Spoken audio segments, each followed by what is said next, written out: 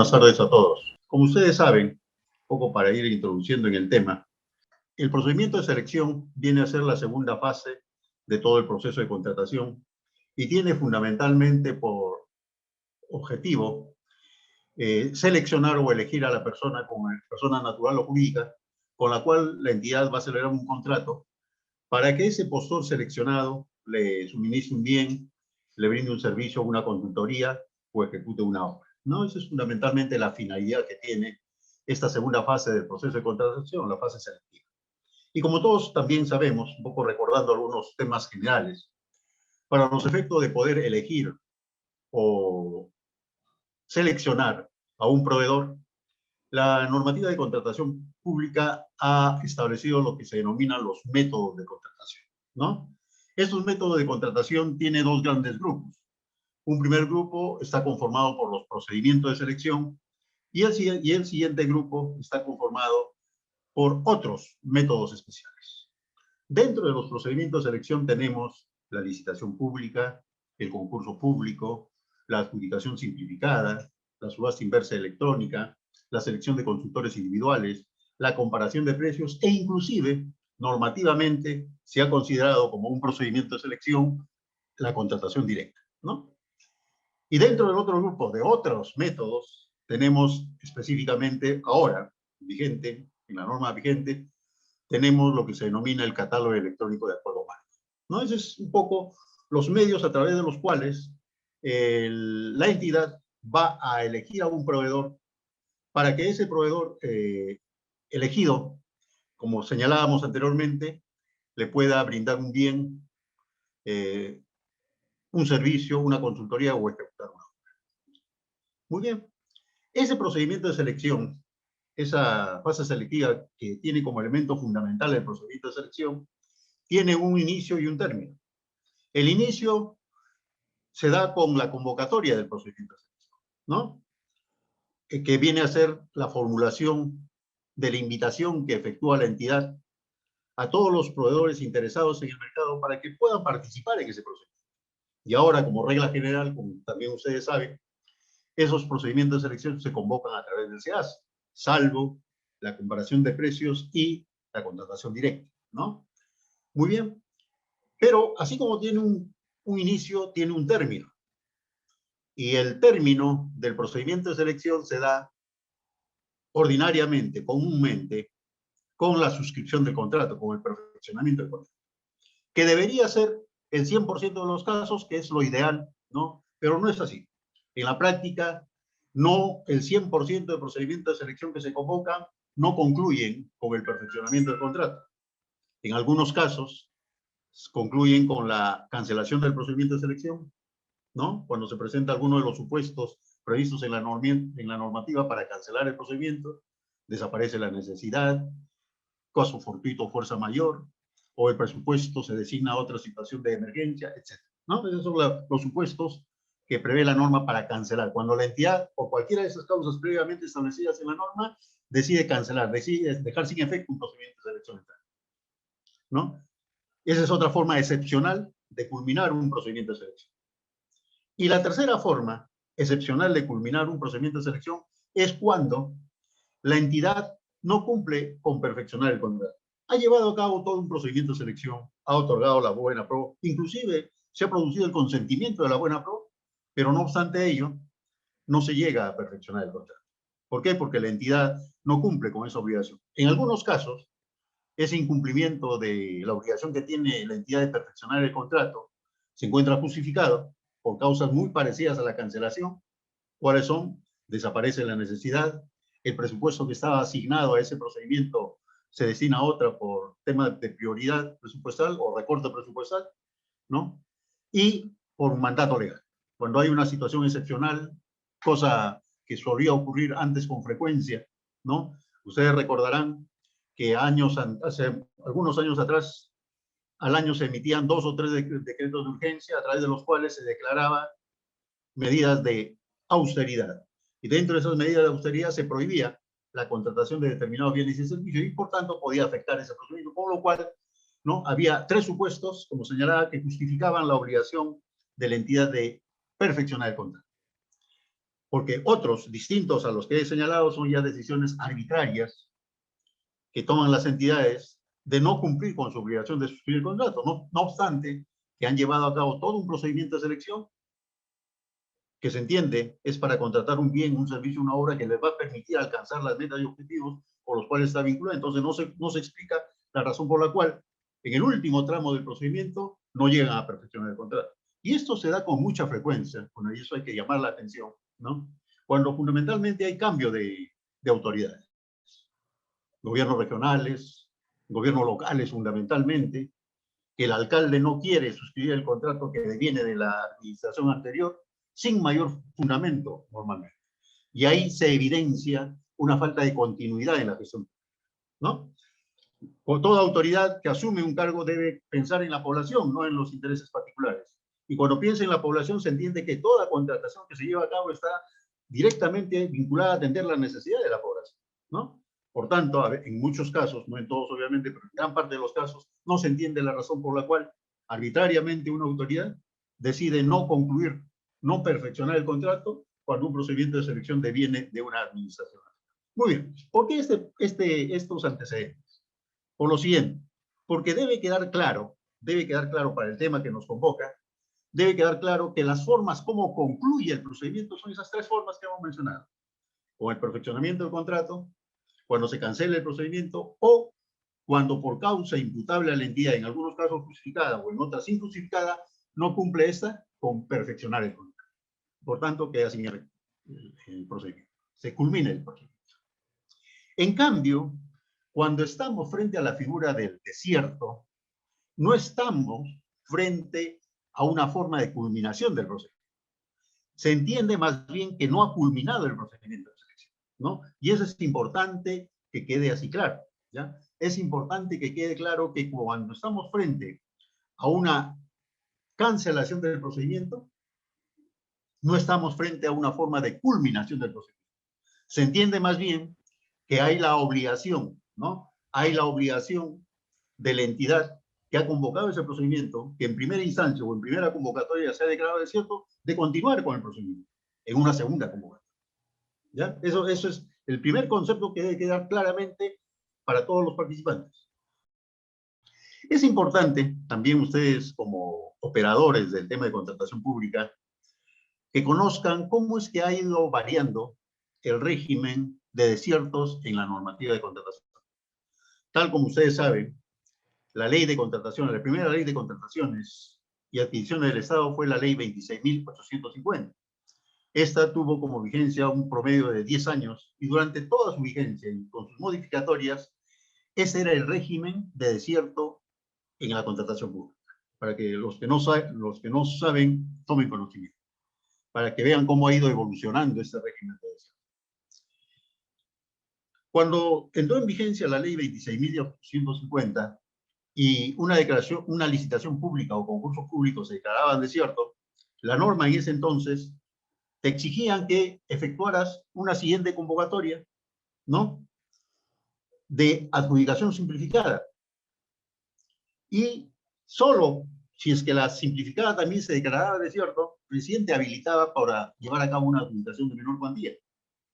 Y en todos esos supuestos, la norma te exigía que tenía que haber dos propuestas válidas para que tú pudieras otorgar la buena. Por tanto, si solamente había una propuesta válida, no podías otorgar la buena. Así de rígido era el régimen de desierto en la normativa de hace más de 15 años atrás, ¿no? Con la ley 26.850. Luego se simplificó un poco el trámite, ¿no? Se dijo esto de estar estableciendo la obligación de las entidades que tengan que efectuar varias convocatorias para poder llevar a cabo un proceso más célere, está retrasando las contrataciones. Entonces se optó y se hizo la modificación y se estableció que una vez que un procedimiento de selección, sea licitación pública, sea concurso público, o sea adjudicación directa o pública o selectiva, se declarara desierto, ya la siguiente correspondía a una adjudicación de menor cuantía.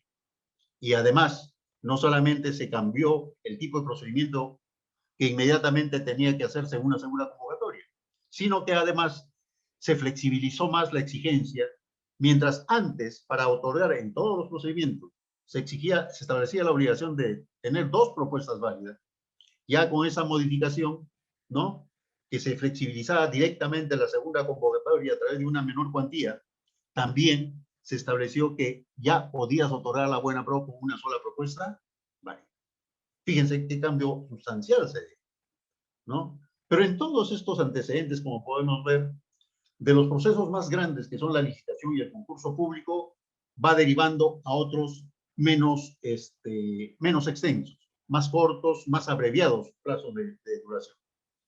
En el caso específico de la última etapa de la ley 26.850, de la licitación y concurso público, que son los procesos más grandes, se iba directamente a una segunda convocatoria vía adjudicación de menor cuantía, que eran procesos muy cortos, muy célebres, ¿no? Entonces, una primera idea que tenemos que tener en cuenta también de este régimen, de la ley 26.850, y todas sus modificaciones, que luego fue ratificada, por eso es que no lo he mencionado, no lo he citado en la diapositiva, el decreto legislativo 1017, que fue la otra ley de contrataciones, pero que en esencia recogía eso que ya se había establecido en las últimas modificatorias de la ley 26.850. Es decir, que de una licitación, concurso público, adjudicación directa público selectiva desierta, se iba directamente a una menor cuantía. Muy bien. Y solamente exigía una propuesta válida para poderse correr a la ley. Muy bien. Con la ley vigente y sus modificatorias, o sea, la ley 30.225, el régimen de desierto es el siguiente.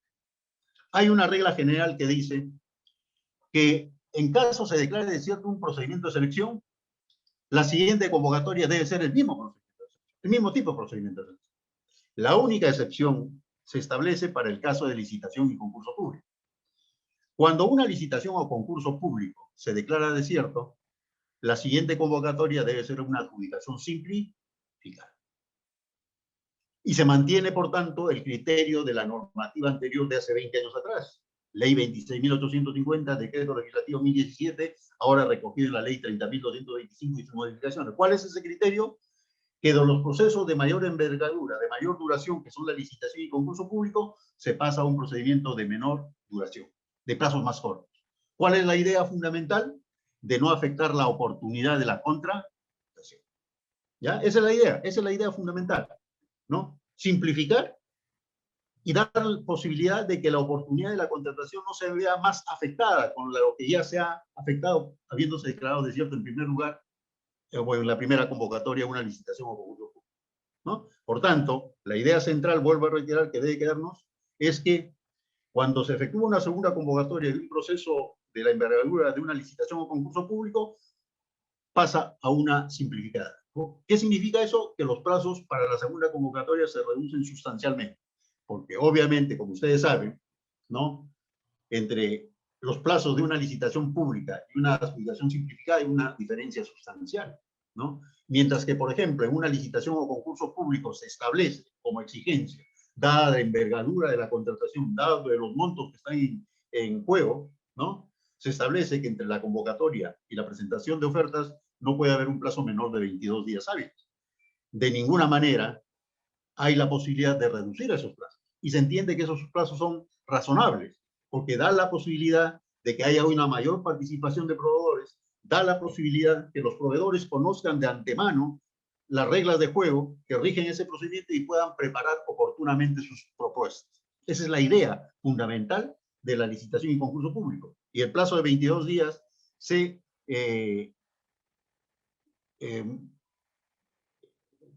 recoge de una experiencia internacional, porque como todos sabemos, en los organismos multilaterales, el plazo entre la invitación y la presentación de ofertas también es un plazo de 30 días calendarios. Y en la práctica, en nuestra normativa nacional, se ha expresado en días hábiles, 22 días. Entonces, es un plazo razonable, internacionalmente aceptado. No es que nuestras licitaciones, como algunos suelen señalar, ¿no?, que son de plazos extensos, de ninguna manera. Son plazos razonables que permiten una participación adecuada y una competencia adecuada de todos los proveedores que están interesados en participar.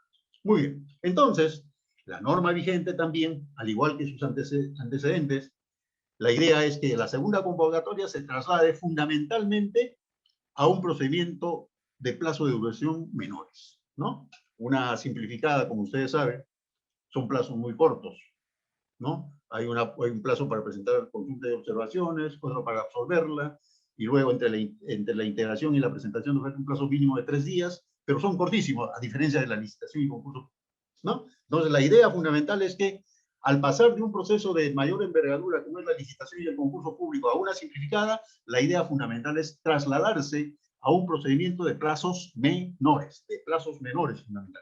¿Ya? Esa es la idea principal que debe. Muy bien. Ahora vamos a hacer referencia específicamente a el marco legal vigente que regula, en principio, el régimen de desierto, cuyas principales ideas ya lo hemos manifestado, pero vamos a hacer referencia al marco normativo. En primer término tenemos el artículo 29 de la Ley de Contrataciones, que regula justamente el régimen de procedimientos de selección de desierto. ¿Qué dice? Los procedimientos de selección, ¿no? Quedan desiertos cuando no quede válida ninguna oferta. Fíjense, ¿no? La declaración de desierto y la comparación de precios y la subasta inversa electrónica se rige por lo señalado en el reglamento. No nos olvidemos, por ejemplo, en el caso de la subasta inversa electrónica, tiene una regla especial, ¿no? Es el único procedimiento en el que se ha mantenido la exigencia de que para otorgarse válidamente la buena pro, una subasta inversa electrónica hasta el final tiene que haber por lo menos 2 propuestas válidas. De lo contrario, si queda uno solo, no procede.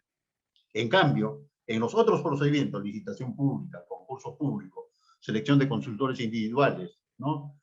Adjudicación simplificada, la norma sí da la posibilidad de que con una sola oferta se pueda otorgar la buena pro, ¿no? Eso ya, como señalábamos hace un rato, eso se incorporó ya en nuestro régimen de contratación pública hace muchos años atrás. Hay quienes señalaban, un pequeño paréntesis vamos a hacer, porque es importante que ustedes un poco conozcan cómo es que ha ido evolucionando este tema de la normativa de contratación pública. Cuando se hizo ese cambio, hubo una discusión entre los que estaban a favor del cambio y otros que estaban en contra. Los que estaban a favor un poco decían lo siguiente, y un poco ya les manifesté anteriormente. ¿Para qué exigirle a las entidades que estén convocando un proceso tras otro proceso? ¿No? ¿Para qué exigirle que para otorgar la buena pro tiene que haber 2 propuestas válidas, si más bien lo que tiene que establecerse es que la entidad convoque, que real y efectivamente realice una convocatoria abierta, de tal manera que sea de conocimiento esa convocatoria de un número plural de proveedores? Y si se cumple con ello, con que haga una invitación abierta, ahora se hace a través del SEACE, antes se hacía, ustedes seguramente recordarán, a través del Diario Oficial del Peruano, del Comercio, del Diario de Circulación Nacional, etc. Bueno, la idea es que se decía, el grupo que estaba a favor decía, lo que debe hacerse es exigirse y controlarse que las entidades convoquen a través de mecanismos abiertos que promuevan la mayor participación. Es decir, que haya invitación abierta y que sea de conocimiento de una pluralidad de proveedores. Si eso se cumple, y si a pesar de eso, decían, al final solamente se presenta un postor, ¿para qué le vamos a exigir a la entidad declarar desierto? Si tiene un postor y la oferta de ese postor cumple con todo lo que exige la entidad en sus bases del procedimiento de selección. Y esa es la razón por la cual primó ese criterio. Mientras que el otro criterio que se oponía decía lo siguiente. Hay un riesgo. Sí, estamos de acuerdo con flexibilizar para que no se demore las contrataciones, pero hay un gran riesgo, ¿no? El riesgo es el siguiente. Hay que ser realistas y hay que conocer nuestra realidad nacional, ¿no? Si establecemos que las entidades puedan otorgar la buena pro con una sola propuesta válida, sin que nos lo propongamos, vamos a abrir la puerta a que funcionarios que no actúan con transparencia puedan, en su requerimiento, en la regla de juego, en los requisitos de calificación, en los factores de evaluación, orientar la contratación a un determinado producto. Y ese es el único que va a tener la propuesta válida, y ese es el único que va a llegar hasta el final. Por tanto, se abre ese riesgo. A pesar de esos riesgos que se manifestaron, bueno, pues triunfó el primer criterio. Y eso es lo que se ha plasmado en la norma vigente. Pero en el único, como vuelvo a reiterar, que se establece una regla distinta es en la subasta inversa electrónica, donde se exige, ¿no?, que tiene que haber 2 propuestas válidas. Lo mismo ocurre, y eso es importante también que quede claro, aprovecho para comentarles, que en la comparación de precios, no obstante que se trate de compras menores, ¿no? La norma dice que no solo tienes que invitar a 3 proveedores como mínimo, sino que tienes que efectivamente tener la cotización de por lo menos 3 proveedores. porque de lo contrario, si en una comparación de precios no tiene la cotización de 3 proveedores como no puedes otorgar la buena prueba. Entonces son reglas especiales distintas de las otras. En las otras sí. Basta que haya una propuesta válida para que tú puedas otorgar la buena. Muy bien. Luego se señala en la ley que en el reglamento se establecerá, ¿no?, el procedimiento de selección a utilizar luego de la declaratoria. Y efectivamente, ¿no?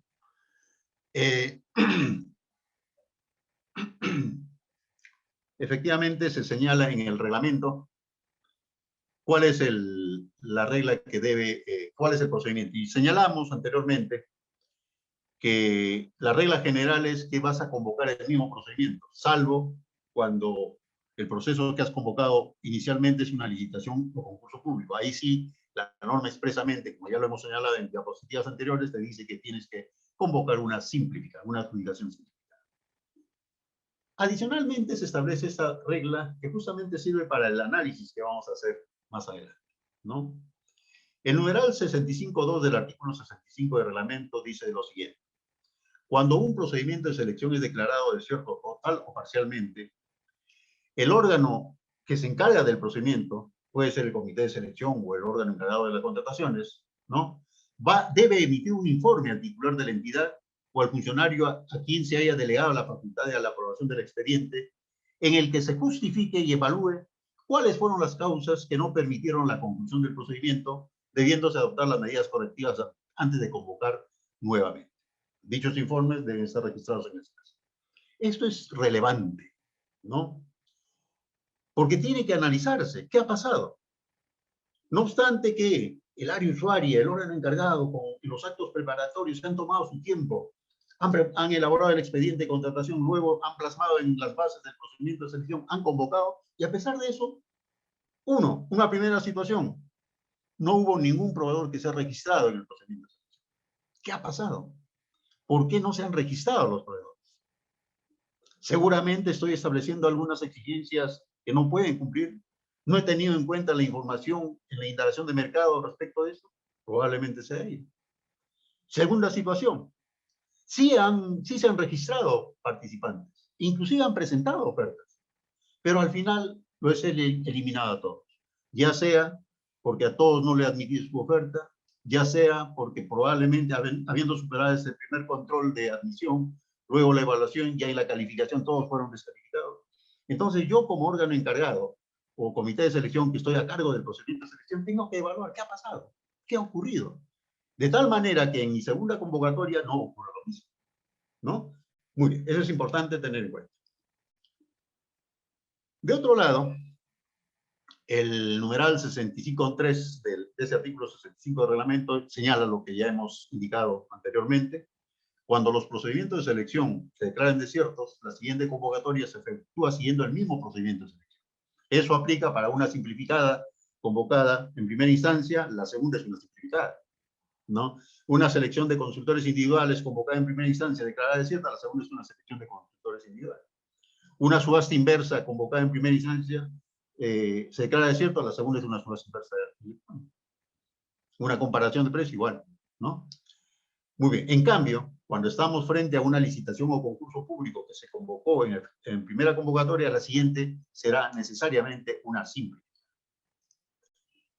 De otro lado, también para el análisis que vamos a hacer luego, es necesario tener en cuenta las reglas que establecen la obligatoriedad de que todas las entidades del Estado tengan que utilizar las bases estándar, ¿no?, para llevar a cabo sus procedimientos de selección. Esto es de mucha relevancia, de mucha importancia, ¿ya? Vamos a ver. También unos pequeños antecedentes antes de describir lo que dice el marco normativo, ¿ya?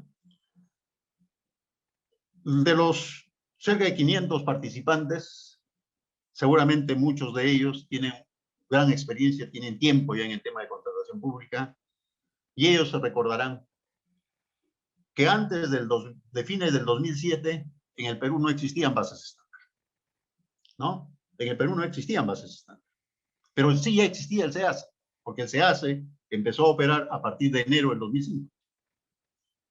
Y entonces, antes que existieran bases estándar,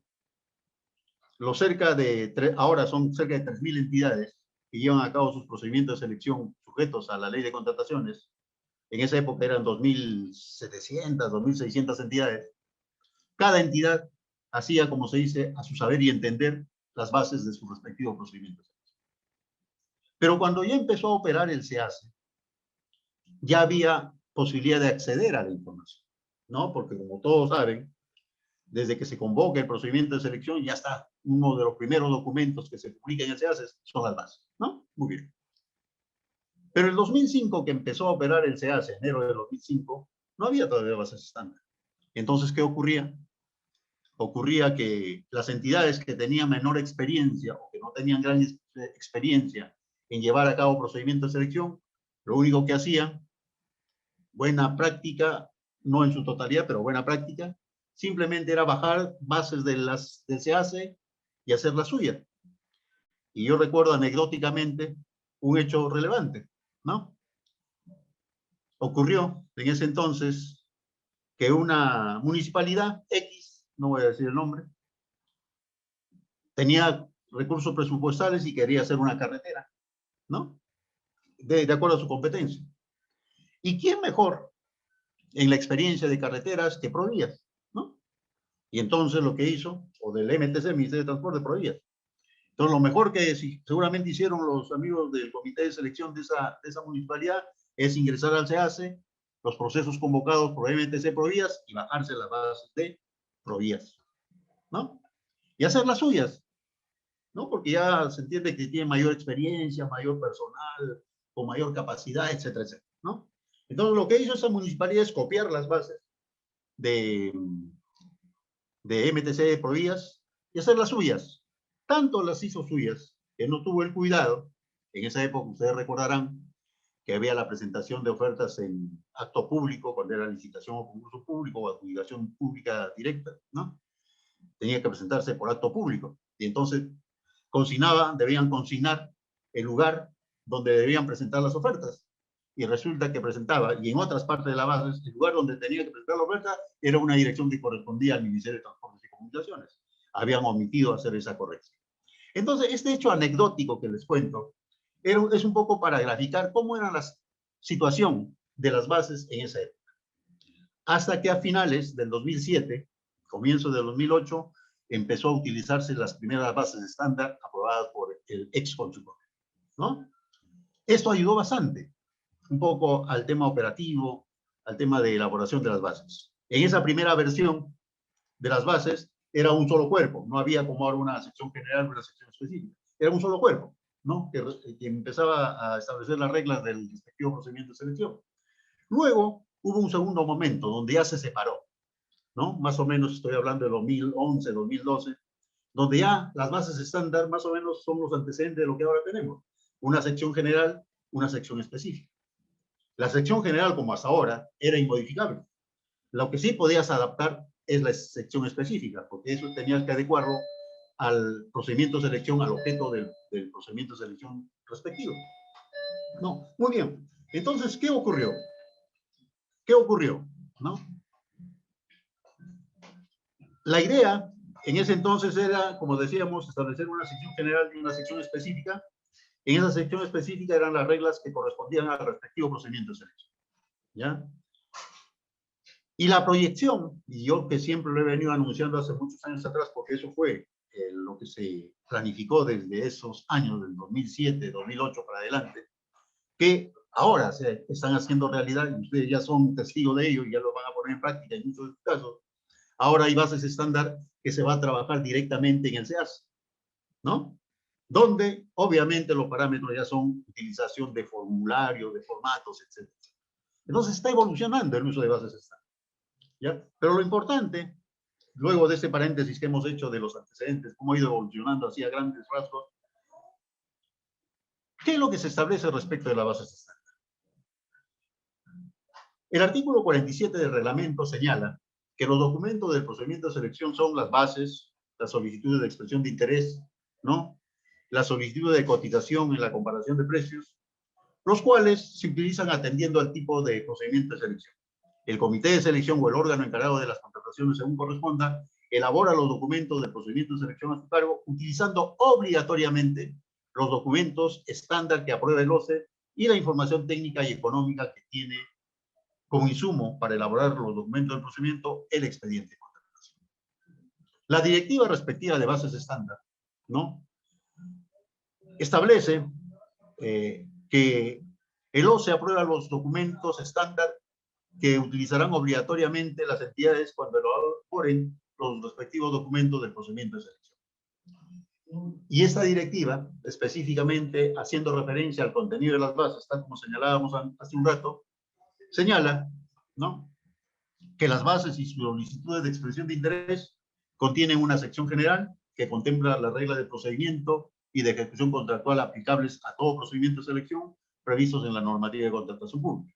Y asimismo señala que contiene una sección específica que contempla condiciones particulares del procedimiento de selección, así como los formatos y anexos, ¿no?, y corresponde a cada entidad consignar la información correspondiente a la convocatoria.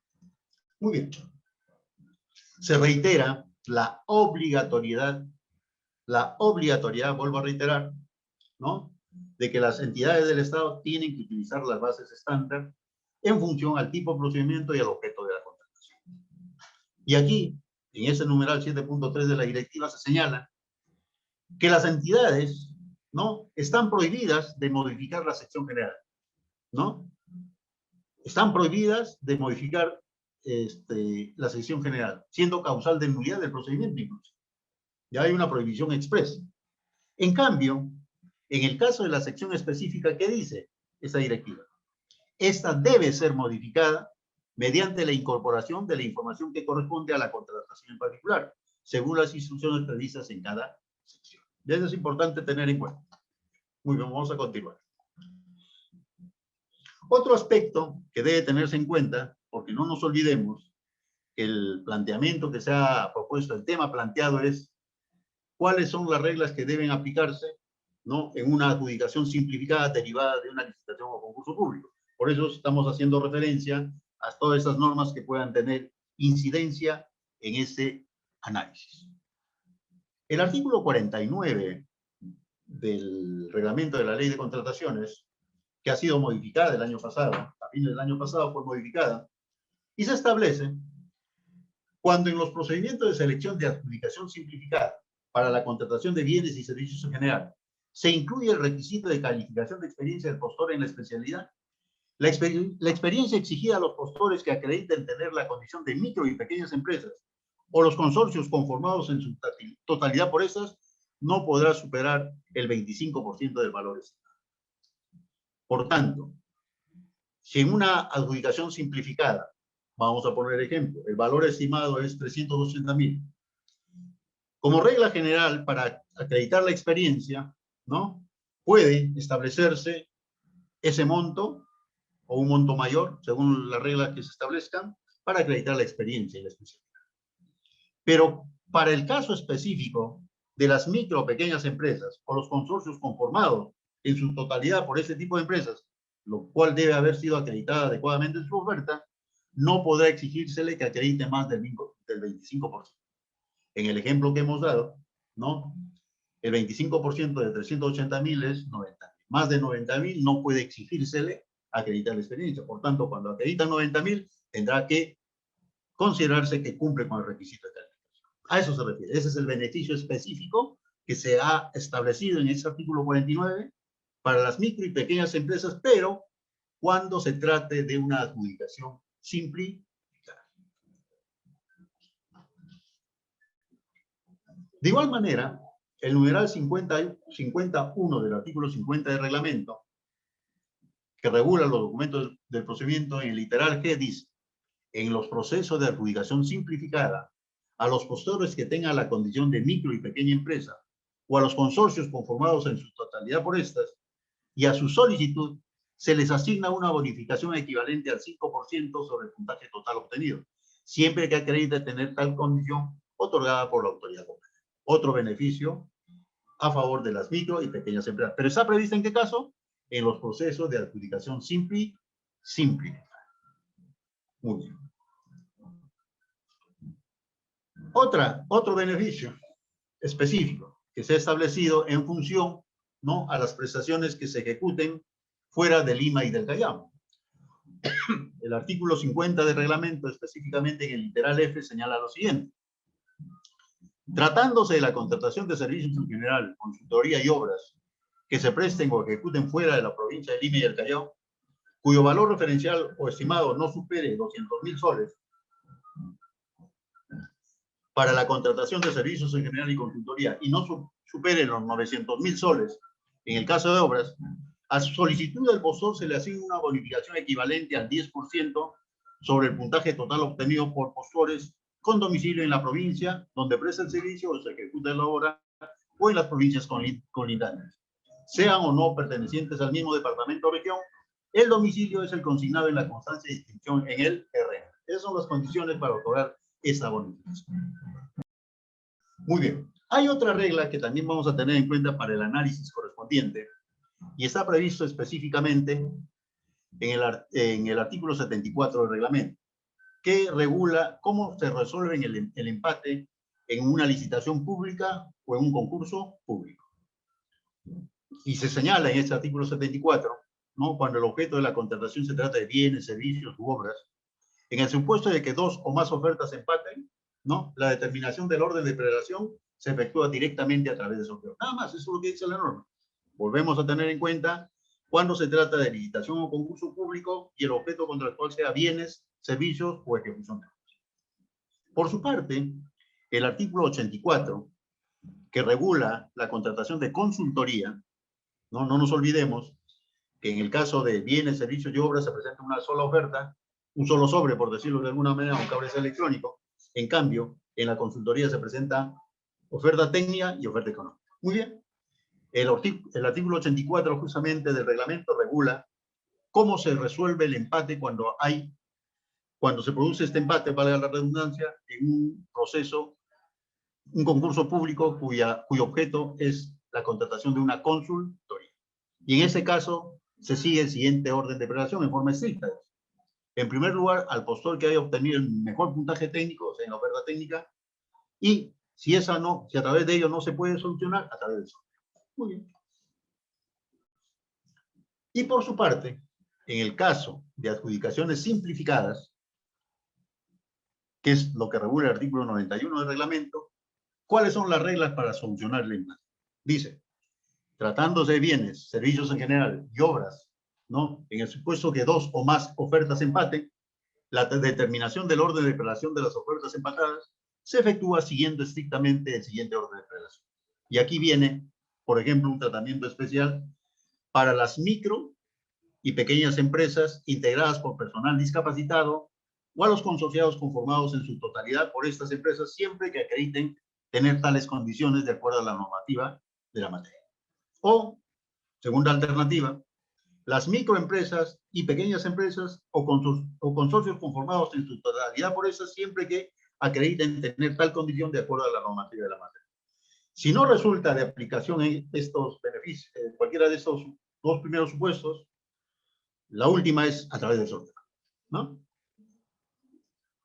Y lo mismo ocurre, ¿no?, en el caso de consultorías en general, cuando es objeto de una adjudicación simplificada. Las reglas que se han establecido son estas. El numeral 91.2 del artículo 91 señala, igual que en el caso anterior, ¿no?, en primer término, las micro o pequeñas empresas conformadas por personal discapacitado.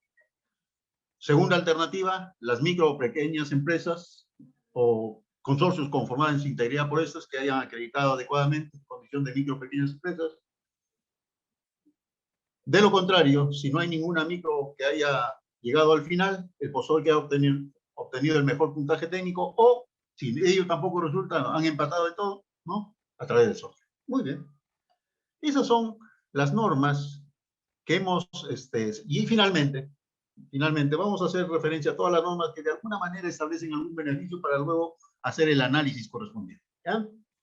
Muy bien. El artículo 119, en su numeral 3, señala que el plazo para interponer recurso de apelación en el caso de un procedimiento derivado de un desierto se rige por las disposiciones del nuevo procedimiento. Aquí hay un mandato especial, específico, ¿no? Y esto hay que hacer una mención, un pequeño paréntesis también. Antes no había una regla similar a la que ahora tenemos, a este numeral 119.3 del actual reglamento, ¿no? ¿Qué es lo que se entiende de esta norma? Cuando se convoca una licitación o concurso público, el plazo para interponer recurso de apelación es 8 días, ¿no? En la siguiente convocatoria, si una licitación o concurso público es declarado desierto, corresponde llevar a cabo una simplificada. Por tanto, en esa simplificada, para los efectos del recurso de apelación, para el cómputo del plazo del recurso de apelación, se computa, ¿no?, las disposiciones que rigen ese nuevo procedimiento, es decir, la adjudicación simplificada, en cuyo caso el plazo para interponer recurso de apelación es de 5 días. ¿Ya? Entonces, eso es importante. Antes no había esa regla.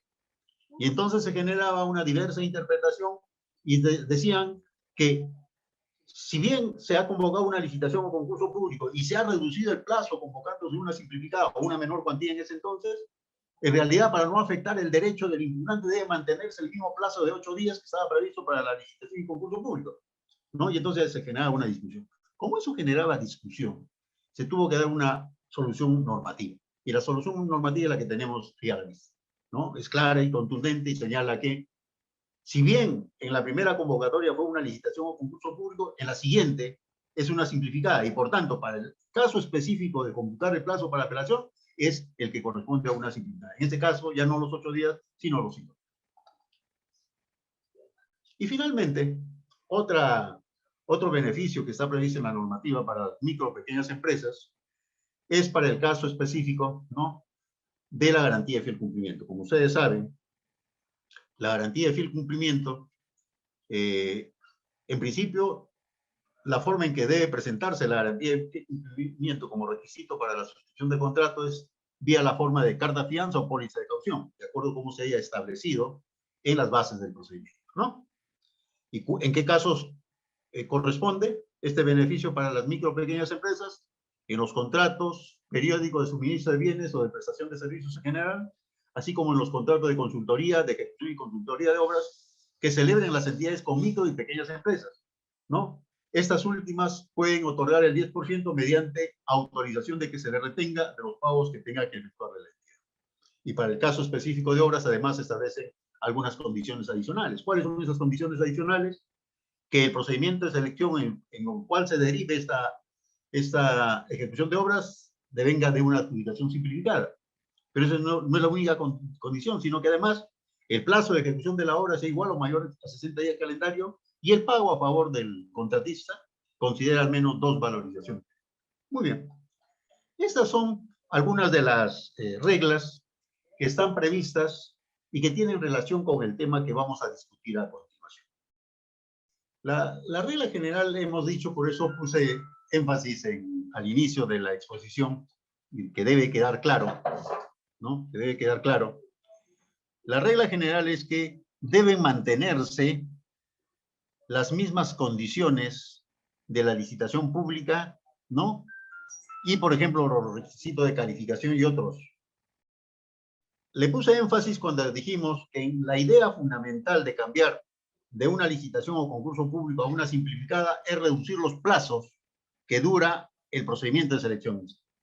De un proceso, entre comillas, extenso, que es la licitación y concurso público, pasar a un procedimiento más corto, más célebre, que es la simplificada. Ese es en esencia. Pero eso no significa en modo alguno que al pasar de una licitación pública o concurso público a una simplificada, tengas que cambiar las condiciones que inicialmente habías previsto para la licitación pública. ¿A qué me refiero? Vamos a poner, ¿no? Hay situaciones en las que, por ejemplo, en las bases estándar se establece de carácter obligatorio, requisito de carácter obligatorio que tienes que considerar en la licitación o concurso público. Por tanto, cuando tú cambias y efectúas una segunda convocatoria y lo haces vía adjudicación simplificada, no quiere decir que pierda obligatoriedad esos requisitos de calificación, porque se consideran relevantes considerarlos por la envergadura de la contratación. A eso se refiere. Por eso es que el hecho de que cambie de una licitación pública o concurso público a una simplificada no significa que debes modificar las condiciones de forma automática. De ninguna manera. ¿Ya? De ninguna manera. Hemos señalado en alguna de las diapositivas, ¿no? En alguna de las diapositivas, hemos señalado, por ejemplo, que cuando se trata de una adjudicación simplificada, la experiencia del postor solamente debe considerarse como requisito de calificación cuando es una micro o pequeña empresa, el 25%. ¿Pero qué dice esta disposición? Siempre y cuando corresponda a una adjudicación simplificada. Vamos a poner un ejemplo. Una contratación de 100 millones de soles que se llevó a cabo a través de una licitación o concurso público, pero que se declaró desierto, ¿no? Normalmente, cuando se lleva a cabo una licitación o concurso público, casi siempre se pide como experiencia el equivalente a una vez el valor referencial o el valor estimado. En este caso, 100 millones, ¿no? Muy bien. Si atendemos a lo que plantea la mayoría y estamos en una adjudicación simplificada, ¿no? Tendríamos que, de acuerdo con lo que plantea la mayoría, en ese ejemplo que le estoy dando, en esa contratación cuyo valor estimado referencial es de 100 millones, solamente para que califique el que es una micro o pequeña empresa, tendría que acreditar que tiene experiencia por 25 millones. ¿No? Ese es un poco lo que plantea el voto de mayoría. Pero eso significa un riesgo enorme al cumplimiento de la contratación, porque no nos olvidemos que las micro o pequeñas empresas tienen un techo en cuanto a condiciones, en cuanto a capacidades, y esa es la razón por la cual en todos los casos que se ha previsto beneficios para las micro o pequeñas empresas, fundamentalmente están orientadas a su participación dentro de un determinado marco normativo, dentro de un tipo de procedimiento de selección por el monto de la contratación. Una adjudicación simplificada, ¿no? Una adjudicación simplificada que, como sabemos, para el caso de bienes y servicios tiene su tope de 400.000, ¿no? Y para el caso específico de obras tiene 1.800.000. Por tanto, si comparamos al ejemplo que le da de 100 millones de soles, si aplicáramos en forma automática los beneficios o la regulación prevista para una simplificada a esta contratación de 100 millones, ¿podrían ustedes ver los riesgos que ello significaría? Por tanto, en este caso específico, la opción correcta es no. ¿Ya? La opción correcta es no por las razones que les señalo. Muy bien. A continuación, vamos a pasar, vinculado con los temas que hemos desarrollado, vamos a pasar a los casos prácticos. ¿Ya? Tenemos aquí un primer caso práctico que señala lo siguiente. El 8 de febrero del presente año, la Municipalidad de La Libertad convocó una adjudicación simplificada para la ejecución de una obra cuyo valor referencial es de 1.500.000 soles, ¿no? En las bases de ese procedimiento de selección se estableció como requisito de calificación la solvencia económica. Resultó ganador de la buena pro la empresa A por haber ocupado el primer orden de prelación. El postor B, que fue descalificado por no haber acreditado la solvencia económica, presenta apelación porque considera que no era exigible el requisito de calificación por tratarse de una adjudicación simplificada. Dicho requisito solo puede exigirse, y señala que dicho requisito solo puede exigirse en una licitación pública. A este caso que se plantea, si usted fuera un titular de la entidad o miembro del Tribunal de Contrataciones, ¿cómo resolvería ese recurso de apelación? En ese caso, tal como se ha manifestado, se trata de una adjudicación simplificada, ¿no? Donde se ha considerado en las bases del procedimiento un requisito de calificación que es la solvencia económica, ¿no?